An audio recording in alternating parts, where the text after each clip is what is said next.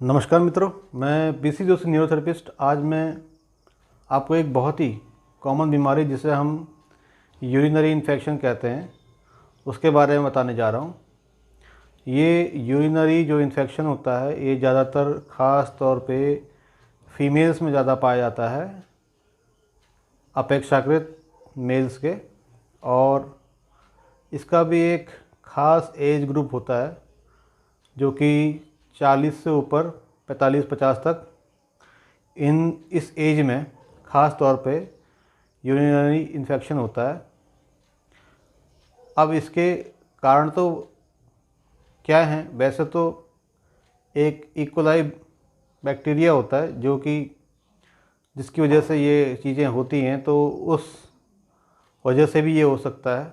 दूसरा कारण, आप अगर यूरिन बार बार रोकते हैं, बार बार आपकी यूरिन अटकती है, या आप किसी वजह से ऐसी जगह पे होते हैं कि आप यूरिन पास आउट नहीं कर सकते, तो इस वजह से भी यूरिनरी इन्फेक्शन हो सकता है।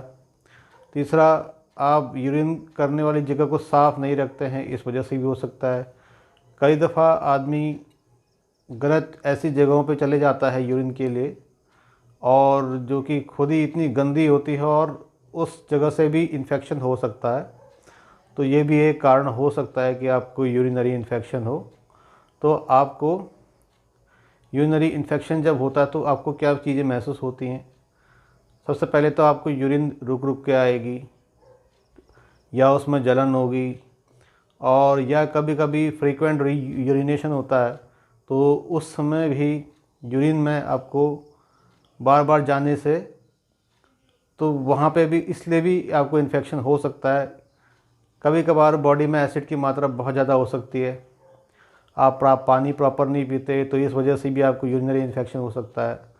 पानी नहीं पीने से शरीर में एसिड की मात्रा बढ़ जाती है, और जब एसिड की मात्रा बढ़ती है तो उधर का मसल्स लूज होता है, यानी कि आपका जो ब्लैडर है वो लूज हो सकता है, हो भी जाता है कई दफ़ा। तो ये भी एक कारण है। और जब इन्फेक्शन होता है या इन्फ्लामेशन होती है, मेन इन्फेक्शन और इन्फ्लामेशन को हम इस तरीके से समझेंगे, जब आपके यूरिनरी ट्रैक में कोई इन्फेक्शन होगा और वो आगे जा कर के इन्फ्लामेशन में बदल जाएगा, तो वहाँ पे सूजन आ जाती है उस जगह पे, जिस वजह से यूरिन नहीं हो पाता, और बहुतों में ये बहुत बड़ी समस्या का कारण हो सकता है। इस कंडीशन में जब व्यक्ति को यूरिन पास नहीं होती है तो धीरे धीरे उसको शरीर में दर्द होता है, और धीरे धीरे वो दर्द बढ़ते रहता है, और कभी कभार वो दर्द इतना बढ़ जाता है कि आपको कमर दर्द भी आ सकता है, और इसका असर किडनी पे भी पड़ सकता है, क्योंकि सारा लोड वहीं जाता है लगभग फिल्ट्रेशन का। तो आपको कुछ चीज़ों का ख़ास तौर पे परहेज़ रखना है, जैसे आपको तली भुनी चीज़ें, जो भी मसालेदार वाली चीज़ जो आप चीज़ें खाते हैं, वो सब चीज़ों को आपको रोकना है, ठीक है? उन चीज़ों से बचना है, पानी फ्रीक्वेंटली पीना है, और ख़ास तौर पे जो जिनके घर में बच्चे हैं या जो बड़े भी हैं, तो बारिश के मौसम में जब कपड़े नहीं सूखते हैं तो उस समय आप उसको प्रेस करके ही पहने, चाहे वो आपके अंडरगारमेंट हो, चाहे वो वैसे कपड़े हों। और बच्चों की कपड़े भी प्रेस करके रखें। इससे क्या होगा कि आपके उन कपड़ों पे फंगस नहीं जाएगी, या अगर फंगस बन भी रही है तो वो जल जाएंगी, यानी कि वो चीज़ क्लियर हो जाएगी, तब आप उसको पहन सकते हो, क्योंकि हीटिंग से वो चीज़ें मर जाएंगी। तो आप प्रेस किए हुए कपड़े, यानी कि आयरन्ड जो चीज़ें हैं, उन चीज़ों के द्वारा आप अपने को बचा सकते हैं। और पानी खूब पीना है, और तुरंत किसी डॉक्टर के पास जाना है। कोई भी डॉक्टर हो, चाहे वो एलोपैथ हो, आयुर्वेद हो, होम्योपैथ हो, या कोई न्यूरोथेरेपी सेंटर हो आपके आसपास में, वहाँ पे आप जा सकते हैं।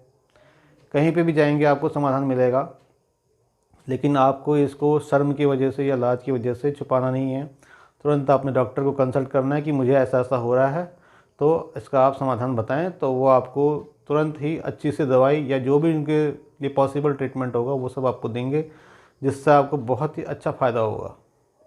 तो इन चीज़ों से बचने के लिए आपको खुद पहल करनी पड़ेगी, ना कि कोई शर्म झिझक आपको अपने अंदर रखनी पड़ेगी। अगर आप ऐसा नहीं करेंगे, शर्म झिझक नहीं रखेंगे, तो आपको बहुत अच्छा फ़ायदा होगा और तुरंत रिजल्ट मिलेगा।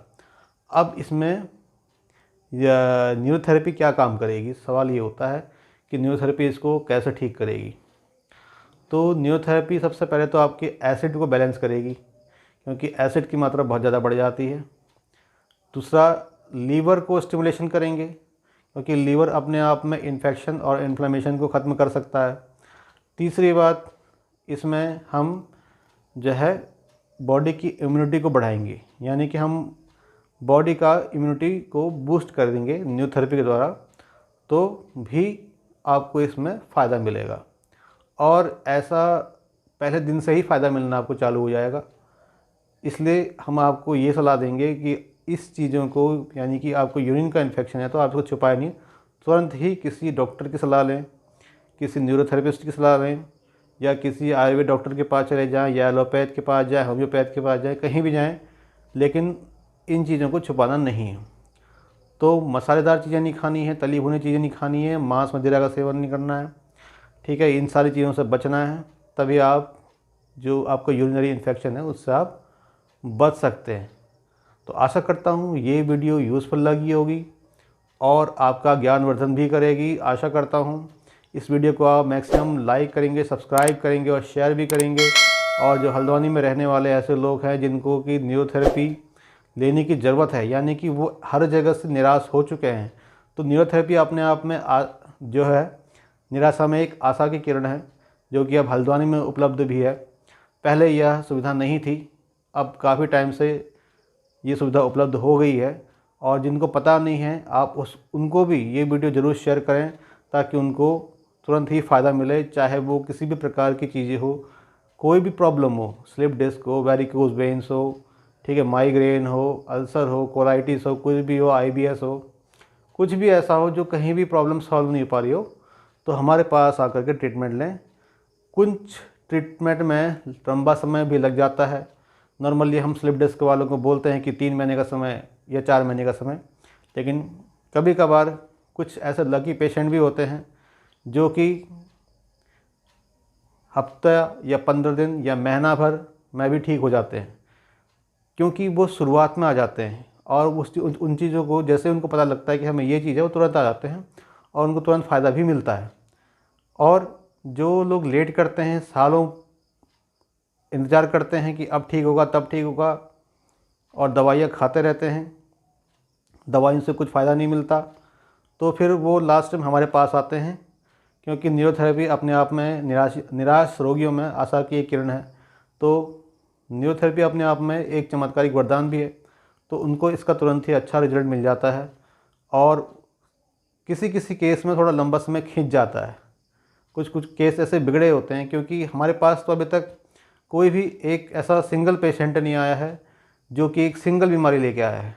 अगर कोई पेशेंट ऐसा आता है, वो बोलता है कि मुझे कमर दर्द है, जब हम चेक करने बैठते हैं तो सबसे पहले तो उसका पेट ही ठीक नहीं होता है।